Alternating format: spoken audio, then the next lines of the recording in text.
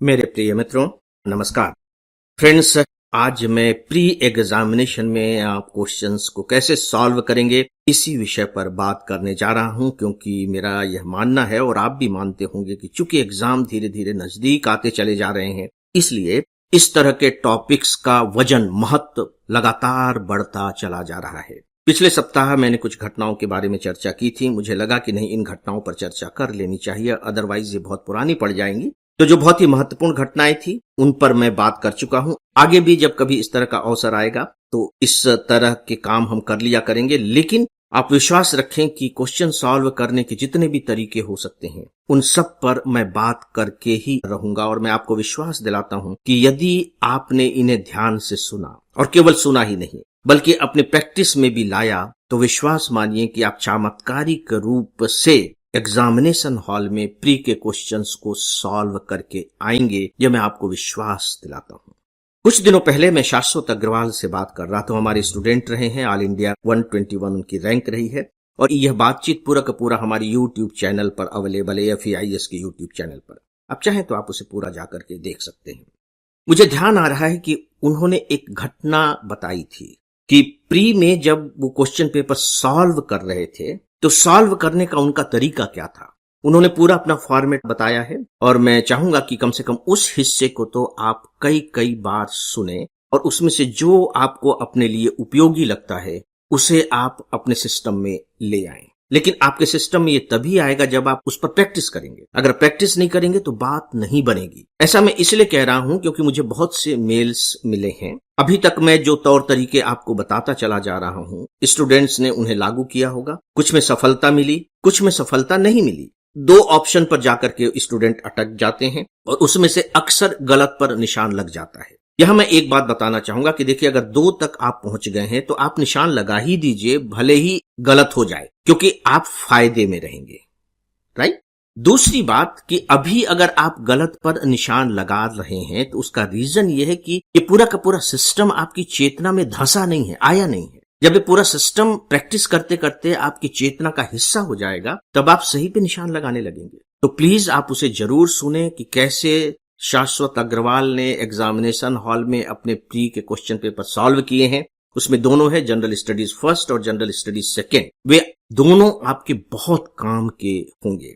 शाश्वत अग्रवाल ने ही एक जो तरीके की चर्चा की उसका मैं आपको यहां स्मरण कराने जा रहा हूं। हो सकता है कि आप लोगों में से कुछ ने वो प्रोग्राम देखा हो तो आपके ध्यान में भी होगा, लेकिन कोई बात नहीं, बहुत से नहीं देखते हैं, और इसी बहाने आइए हम इसे दोहरा भी लेंगे। अगर आपने देखा है तो कोई बात नहीं। एक बड़ा विचित्र सा प्रश्न है, ये सेट ए का प्रश्न नंबर 19 है। विचित्र सा प्रश्न। विचित्र सा मैं इसलिए कह रहा हूं कि जब भी एग्जामिनेशन में आप इस तरह के प्रश्न पढ़ते हैं, आपका दिमाग रिएक्ट करता है कि यार ये भी कोई पूछने की बात है, ये भी कोई प्रश्न है, कहीं से भी उठा करके पूछ लेते हैं। बिल्कुल, क्योंकि ये आपके सिलेबस का उस तरह से हिस्सा ही नहीं है। तो इसीलिए मैंने कहा कि ये बड़ा विचित्र सा प्रश्न है। सच पूछे तो आपको इरिटेट कर देने वाला प्रश्न है, कहीं न कहीं आपको परेशानी में डाल देने वाला प्रश्न भी है। तो अब आप क्या करेंगे? क्या इसे छोड़कर आ जाएंगे? नहीं। अगर आप ठंडे मन से ऐसे प्रश्नों पर विचार करने की कोशिश करेंगे तो मैं आपको विश्वास दिलाता हूं कि आपका जो दिमाग है आपको सही उत्तर तक पहुंचा देगा। एग्जैक्ट सही उत्तर तक न भी पहुंचाए तो 2 को तो वो डिलीट कर देगा, और यदि 2 को आप डिलीट करने में सक्षम रहे तो कहीं न कहीं आप फायदे में ही रहेंगे, बजाय इसके कि आप उसे छोड़कर चले आए। अब आप देखिए कि प्रश्न क्या है। थोड़ा सा उटपटांग सा है ये, मैं खुद स्वीकार करता हूं कि ये उटपटांग सा प्रश्न है, और आपकी जगह अगर मैं एग्जामिनेशन हॉल में रहता तो मैं भी इसको देख करके हड़बड़ा जाता, घबरा जाता, और सच पूछे तो शायद कहीं न कहीं आलोचना भी करने लगता कि यूपीएससी को क्या हो गया है, कौन इसके पेपर सेट कर रहा है। लेकिन दोस्तों, जब थोड़ी सी मेच्योरिटी आती है तब लगता है कि नहीं, ऐसी तो कोई बात नहीं है। अगर पूछा गया है तो कोई बात नहीं, हम अपने दिमाग का अगर इस्तेमाल करेंगे तो हम इसे सॉल्व कर सकते हैं। तो देखिए प्रश्न क्या है। प्रश्न है, निम्नलिखित में से कौन। जब भी आप इस तरह के प्रश्न पढ़े ना, तो मेरी एक सलाह है कि आप बहुत इत्मीनान से पढ़िएगा। वो शुरुआत है किसी भी प्रश्न से आपके मुलाकात की। अगर वहां आप हड़बड़ी से पढ़ेंगे तो प्रश्न को समझने में कुछ गड़बड़ी हो जाएगी, और ये आपके लिए नुकसानदेह होगा, क्योंकि वहां समय का दबाव तो आपके दिमाग पे रहेगा। मैं समझ सकता हूं, लेकिन कोई बात नहीं, प्रश्न को तो कम से कम आप अच्छे से पढ़िए, क्योंकि सारा दारोमदार तो प्रश्न पर ही है। प्रश्न आपकी समझ में आ जाएगा तो ऑप्शन में आप सही उत्तर ढूंढ लेंगे। अगर प्रश्न ही समझ में नहीं आया या गलत समझ में आ गया तो आप सही उत्तर निकालेंगे कैसे?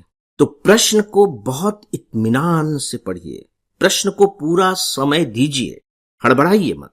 मैं यहां देखिए कि प्रश्न को कैसे समय दे रहा हूं। निम्नलिखित में से कौन, आप अगर ओरिजिनल क्वेश्चन पेपर उठा करके देखेंगे तो कौन के बाद बकायदे अल्प विराम दिया हुआ है।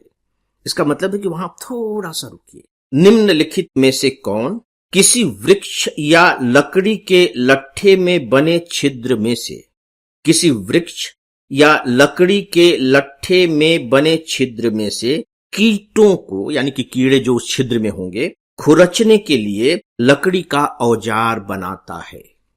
राइट। अब आप देखिए कि फिर आप ऑप्शन पढ़ते हैं।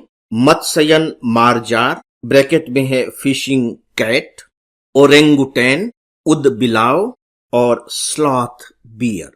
हो सकता है कि इनमें से कुछ जानवरों के बारे में आपने सुना ही न हो, जैसे स्लॉथ बियर। चलिए, भालू होता है, स्लॉथ बियर कोई अलग किस्म का भालू है, शायद आपको न मालूम हो। फिशिंग कैट, स्पेशली बिल्ली के बारे में मालूम होगा, लेकिन फिशिंग कैट क्या होता है शायद आपको न मालूम हो सकता है कि इस तरह के संकट आए आपके दिमाग में, और फिर आपका दिमाग कहेगा कि भाई आपको फिशिंग कैट के बारे में नहीं मालूम, उदबिलाव के व्यवहार के बारे में भी नहीं मालूम है, ओरेंगुटान के बारे में पता नहीं आप कितना जानते हैं, स्लॉथ बियर के साथ भी यही स्थिति है। तो जब आप इन जानवरों के बारे में जानते ही नहीं या किसी एक के बारे में ही नहीं जानते हैं तो इसे हाथ मत लगाइए, ये रिस्की है। आप अपने दिमाग का मूल्यांकन कीजिए। इस प्रश्न को सुनने के बाद आपका दिमाग आपके साथ किस तरह का व्यवहार कर रहा है, तब आप मेरी बातों को ज्यादा अच्छे से आत्मसात कर सकेंगे।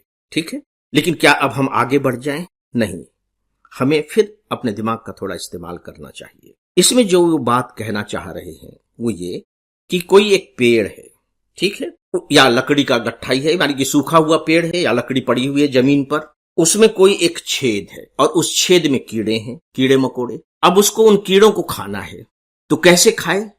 या तो इंतजार करता रहे कि कीड़े बाहर निकलेंगे तो मैं खा जाऊंगा, यही तरीका हो सकता है, या उसकी जीभ इतनी लंबी हो, उसके ऊंट इस तरह के नुकीले हों चिड़िया जैसी कि उसमें वो अपने मुंह डाल करके उसको खा ले। तो ऐसा तो कुछ है नहीं।